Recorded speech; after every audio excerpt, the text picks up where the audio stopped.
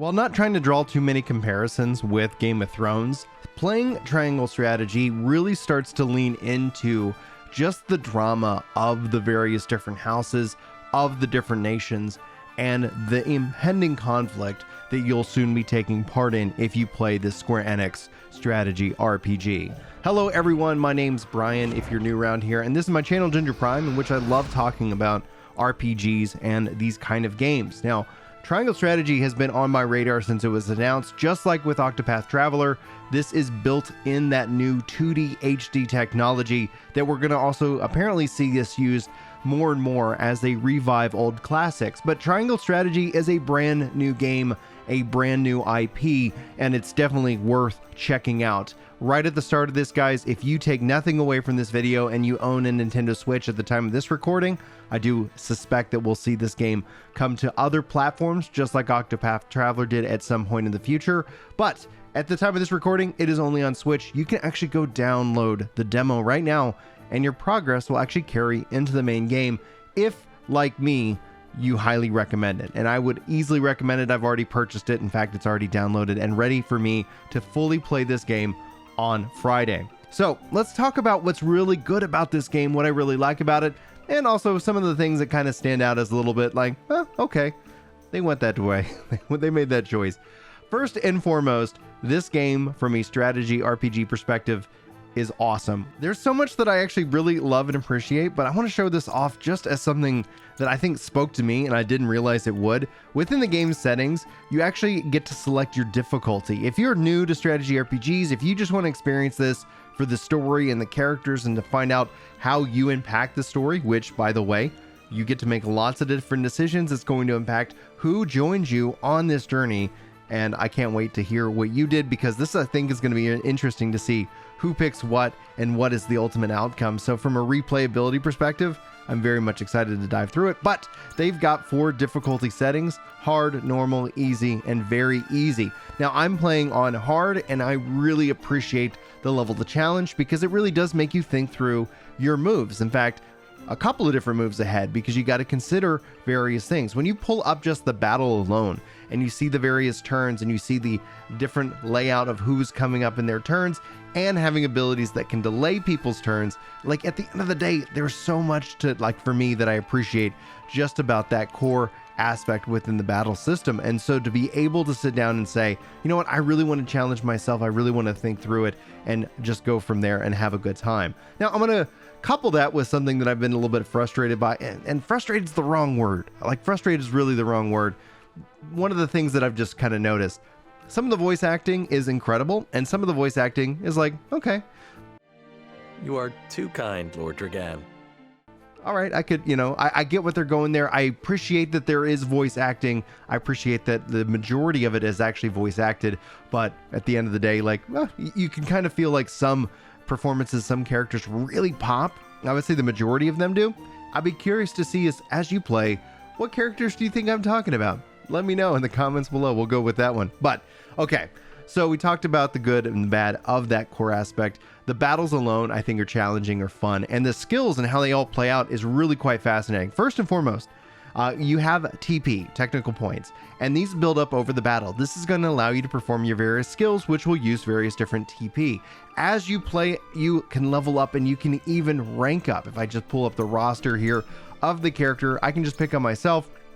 You can see here, here's my base stats, here are my different skills and more. But as soon as you start to unlock more features in the game itself, you actually can come talk to the smith here, which you can upgrade your various weapons, and that uses various materials that you find to open up new skills, like increase your physical defense, increase your magical defense, and then you open up various different weapon ranks up to 3 stars.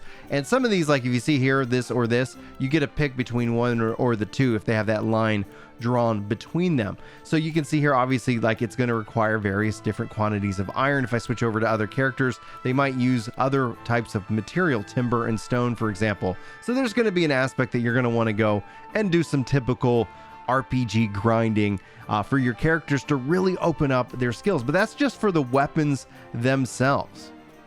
In battle alone, by performing specific attacks, by doing certain things, you get kudos. And those kudos can actually be used at your sundry shop, which will allow you to buy various different items or one-time use battle items that are quite expensive, obviously at the time of this recording, but as you play, I'm sure that's going to open up more. And so you're going to have some items that you can only purchase with these kudos, or you can use those to start actually promoting your class. Each of the characters that you start to unlock has its own class, and by promoting the class, you actually open up new abilities for them, better stats for them, and so much more. So you can see here, going from a recruiting swordsman, you become a veteran sword fighter, and that's going to get you additional skills that you can check out as well. So if you want to see what those skills do, you can always just press the Y button on your controller and find out exactly what's happening. They're still level tied, but it's still going to ultimately kind of open up new ways, and it will adjust your look on the battlefield as well. If you guys remember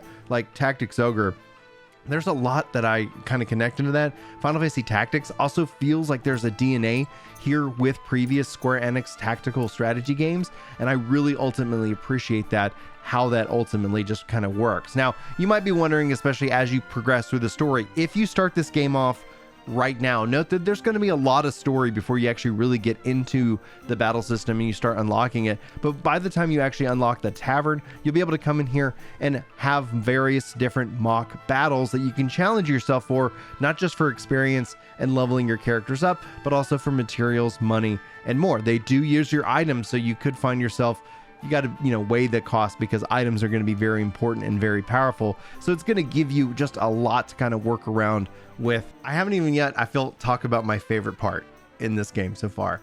Occasionally you'll find these moments where, like, here I'm in my encampment and I'm running around. But you'll also find times where you'll be able to go talk to various other NPCs, all different kinds of characters. And that's typical for an RPG where you get to have those moments. But with Triangle Strategy, it actually adds a whole nother layer. By talking to the NPCs, you will learn information that can affect future decisions that you can make when interacting with others, or different, or with the character themselves. It just is a way that encourages you to kind of go try to find all the nooks and crannies, but not just for items, for information. And information could be the key to winning a battle or making a different decision later in the game itself. So personally speaking, I thought that was such a great system. I really appreciate that aspect, because in an RPG, typically you want to talk to as many people to kind of advance the story. This is to talk to many people to really unlock the story, but in a whole different perspective, right? You're still advancing the story. The question is are you going to make the right choices? Do you have all the information? And by talking to more people, you actually learn more information. It'll be interesting to see if there's going to be certain things that only play out in the long run of this game itself. I'm obviously biased. Well, you should know that. If you like the games that I like and enjoy, I think you're really going to enjoy Triangle Strategy. I'm so excited to see Square Enix jump back into this genre, really on console. I'm so excited to see the 2D HD technology really bringing out, I think, one of the things that Square Enix is just known for, and really set the stage and opening this game up for a wide range of new players and old players alike. Personally speaking, I would highly encourage you again to go download the demo, see if this is something that's going to be right up your alley. And if it is, join me in this adventure in Triangle Strategy. And if it's not, at least you know for a fact that this is or is not your style of game. Anyway, that's going to be it. Hopefully this helps kind of answer some questions. Hopefully this kind of helps show off some systems to you. Gives you some insight about this upcoming tactical strategy game. The name in and of itself, Triangle Strategy, we'll leave it as is for that. It's just, I guess, in line. The next project title that this team announces, you can pretty much assume that it's going to be whatever follows that ends up being their name. Anyway, guys, for Ginger Prime, my name is Brian. Thanks so much for your time, your attention. Hopefully you have a fantastic day and or week, and hopefully I'll see you in my next video. But until then, take care. Yeah. It's time to chill out on the couch and read some comments. That's right. You know me when it comes to Destiny. I'm off with a clan, and I'm glad you're feeling better. Oh yeah.